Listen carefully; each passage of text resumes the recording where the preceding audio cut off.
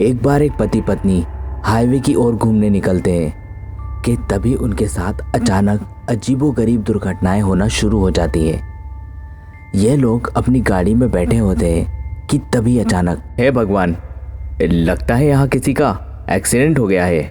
तभी अरविंद वहाँ खड़े एक भाई साहब से पूछने निकलता है, यहाँ क्या हुआ है भैया, रास्ता क्यों जाम है? तभी वो आदमी बताता है, यहाँ किसी लड़की का एक्सीडेंट हुआ है। कुछ लोगों का कहना है वह एक मर्डर प्लान था। क्या? इस दुनिया में कैसे कैसे लोग जीवित हैं, हे भगवान। अरविंद अपनी बीवी के साथ गाड़ी में जाकर बैठ जाता है। अजी क्या हुआ है इधर? कहते हैं किसी ने यहाँ मर्डर प्लान करके उस लड़की की गाड़ी को खाई में ढकेल दिया था। बस उसी की तहकीकात चल रही है। तो फिर हम यहाँ से कब निकल पाएंगे? यूं ही कुछ आधे घंटे में। आधे घंटे बाद सारे लोग उस जगह से चले जाते हैं कि तभी, अरे अभी तो कुछ देर पहले मौसम बिल्कुल ठीक था, फिर ये अचानक बादल कैसे छा गए? हाँ मधु, आज तो ऐसा कोई बारिश का मौसम भी नहीं था। जी मुझे लगता है अब हमें घर वापस लौट जाना चाहिए। हाँ मैं भी वही सोच रहा हूँ, हम फिर कभी आ जाएंगे। ठीक है। यह लोग गाड़ी पलटाकर निकल ही रहे थे कि अचानक उन्हें कुछ आवाजें आना शुरू हो जाती है। प्लीज मुझे बचा लो, मुझे बहुत दर्द हो रहा है। मधु, मुझे लगता है वो लड़की जिंदा है, हमें उसकी मदद करनी चाहिए। हाँ आप बिल्कुल ठीक कहते हो। मधु और अरविंद गाड़ी से उतरकर उस खाई की ओर जाते हैं। कहाँ हो तुम? देखो हम तुम्हारी मदद करने के लिए आए हैं, प्लीज कुछ कहो। तभी वो चुड़ैल कहती है, बहुत अच्छा किया तुम लोगों ने यहाँ आकर। मधु को वो आवाज कुछ ठीक नहीं लगती और वह कहती है, कितनी अजीब आवाज लग रही है। थोड़ी देर रुककर अरविंद कहता है, देखो हम पर भरोसा करो, हम सच में तुम्हारी मदद करना चाहते हैं। क्या तुम सच में मेरी मदद करना चाहती हो? हाँ हम सच में तुम्हारी मदद करना चाहते हैं। अरविंद और मधु उस खाई में गिरी लड़की की मदद करना चाहते थे, मगर जब उस लड़की का सच उनके सामने आया तो वो ये देखकर बहुत हैरान हो गए और कहने लगे, तो ठीक है, मेरे लिए बहुत सारा इंसानी खून लाओ। ये क्या बकवास कर रही हो तुम? आखिर कौन हो तुम? मैं एक चुड़ैल हूँ। ये चुड़ैल मधु और अरविंद के सामने खड़े हो जाती है और उनका खून पीने के लिए उनके आगे बढ़ती है। यह दोनों डर के गाड़ी की ओर भागने लगते हैं। मधु जल्दी आओ। तुम लोग मेरे जाल में फंस चुके हो और अब यहाँ से कहीं नहीं जा सकते। ये तो वही रास्ता लगता है जहाँ से हम भागे थे। ये कैसे हो सकता है? वो लोग वहाँ से निकलते हैं। काफ़ी दूर चलने के बाद उन्हें फिर से वही जगह मिलती है जहाँ से वो लोग कुछ देर पहले ही निकले थे। उन्हें कुछ भी समझ नहीं आ रहा था कि आखिर वही रास्ता फिर से कैसे आ गया। वो लोग फिर से वहाँ से निकलते हैं और फिर काफ़ी दूर जाने के बाद वहीं आ जाते हैं। उनके साथ बार बार ऐसा ही होता है और फिर से वो वहीं आ जाते हैं जहाँ से वो लोग निकले थे। अब तो उनकी गाड़ी का सारा पेट्रोल भी ख़त्म होने वाला था। अरविंद मधु से कहता है, मधु मुझे लगता है अब तो गाड़ी का पेट्रोल भी ख़त्म हो रहा है, हमें जल्दी ही कुछ करना होगा। वहीं बीच जंगल की ओर उन्हें कोई घर नज़र आता है। अजी देखो, मुझे लगता है वहाँ कोई घर है। हाँ मधु, मुझे भी ऐसा ही कुछ लग रहा है। चलो फिर वहाँ रुककर सुबह होने का वेट करते हैं। ठीक है, जैसा तुम कहो। ये दोनों उस घर की ओर भागने लगते हैं कि तभी उन्हें उनकी गाड़ी के स्टार्ट होने की आवाज़ आती है। वो जब पलट कर देखते हैं तो हैरान रह जाते हैं क्योंकि कोई उनकी गाड़ी को स्टार्ट करके वहाँ से जाने लगता है। तभी वो लोग उसे आवाज़ लगाते हैं, अरे अरविंद, हमारी गाड़ी रोको उसे, वरना हम कल घर कैसे जा पाएंगे। अरे भाई कौन है? मेरी गाड़ी क्यों ले जा रहे हो? रुको मेरे भाई।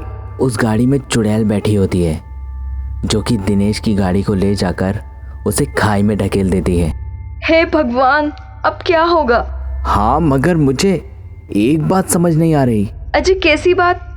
मधु तुम खुद ही सोचो, अगर कोई हमारी गाड़ी ले भी गया है तो वो भला गाड़ी लेकर खाई में क्यों कूदेगा?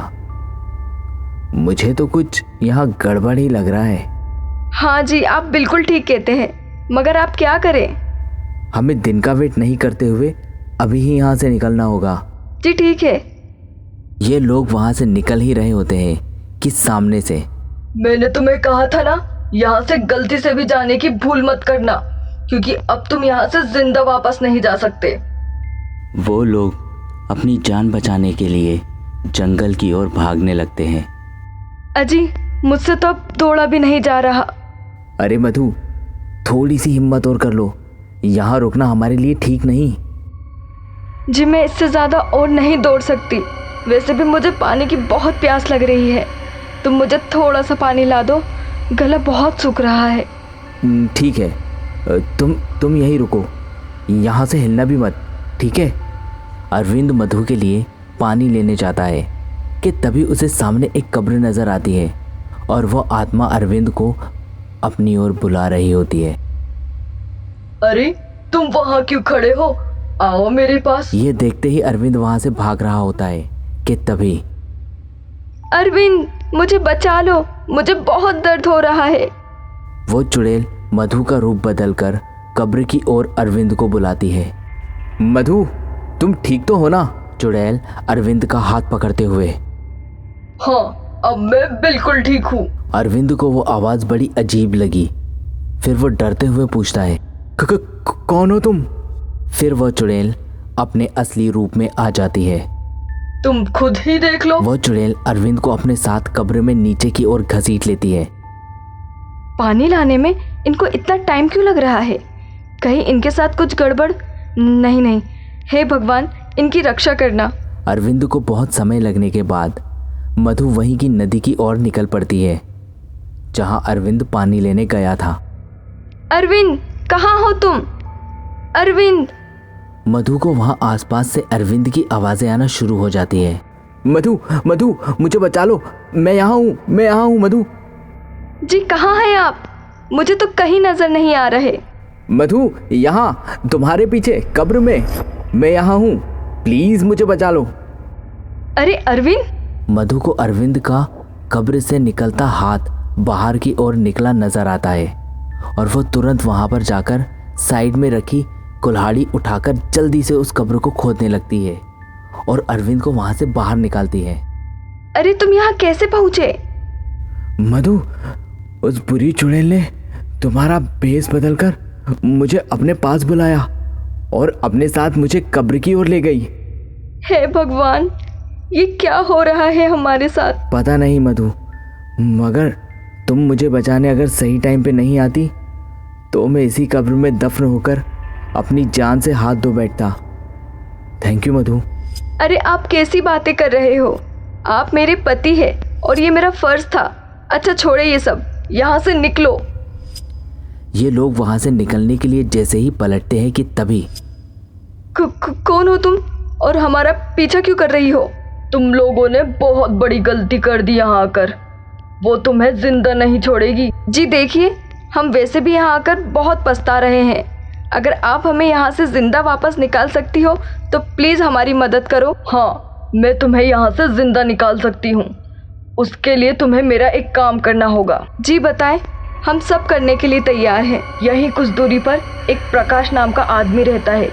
तुम्हें उसे यहाँ जैसे तैसे मेरे पास लाना होगा। जी ठीक है, मैं ये काम ज़रूर करूँगी। हाँ, मगर अपने पति को साथ मत ले जाना, वरना उसे शक हो जाएगा जो उसने पाप किया है उसके बारे में। कैसा पाप? 2 साल पहले प्रकाश ने मेरी बिटिया को बिहा कर ले गया था और पीठ पीछे धोखा दे रहा था। शहर में काम करने के बहाने से उसने दूसरी शादी कर ली थी। ये सदमा मेरी बेटी बर्दाश्त नहीं कर पाई और उस दिन बाहर अपनी गाड़ी ले जाकर उसने खाई में कूदकर अपनी जान दे दी। तभी से उसकी आत्मा इस जगह पर भटक रही है। उसे मुक्ति चाहिए। प्रकाश को जब पता चला था कि उसकी बीवी ने सुसाइड कर लिया है तो वो अपनी दूसरी बीवी को साथ लेकर उसी घर में आ जाता है। मधु राकेश के घर की ओर निकल पड़ती है। अरे कोई है यहाँ पर? अरे कौन है? अरे भाई साहब देखिए ना, यहाँ पास में ही मेरी गाड़ी खराब हो गई है। अगर आप चल के थोड़ा देख ले तो आपकी बड़ी मेहरबानी होगी। मधु प्रकाश को लेकर उस बुढ़िया के पास ले जाती है कि तभी अचानक, बरसों से तेरी तलाश थी मुझे और आज मेरी रूह को सुकून मिलने वाला है। प्रकाश मधु से कहता है, तो तुम मुझे यहाँ धोखे से लाई? ये काम करने के लिए मैंने ही इसे कहा था। अब तुम्हारा खेल खत्म। प्लीज तानिया, मुझे माफ कर दो, मुझसे बहुत बड़ी गलती हो गई। तानिया प्रकाश की बात नहीं सुनती और अपना बदला लेकर हमेशा के लिए वहां से चली जाती है। और यहाँ अरविंद और मधु अपने अपने घर सही सलामत पहुंच जाते हैं। अरविंद और मधु की मदद से तानिया को अब इंसाफ मिल गया था। ये लोग जब अपने घर जाते हैं तो खुश हो जाते हैं, क्योंकि उनके घर पर उनकी गाड़ी खड़ी होती है, वही गाड़ी जो रात में उस आत्मा ने खाई में फेंक दी थी। वो लोग भागकर अपनी गाड़ी के पास जाते हैं और उसे चारों तरफ से देखने लगते हैं। गाड़ी पर एक भी स्क्रैच नहीं पाकर वो काफ़ी खुश होते हैं। तभी अरविंद को गाड़ी में एक पेपर दिखता है जिस पर लिखा था, थैंक यू।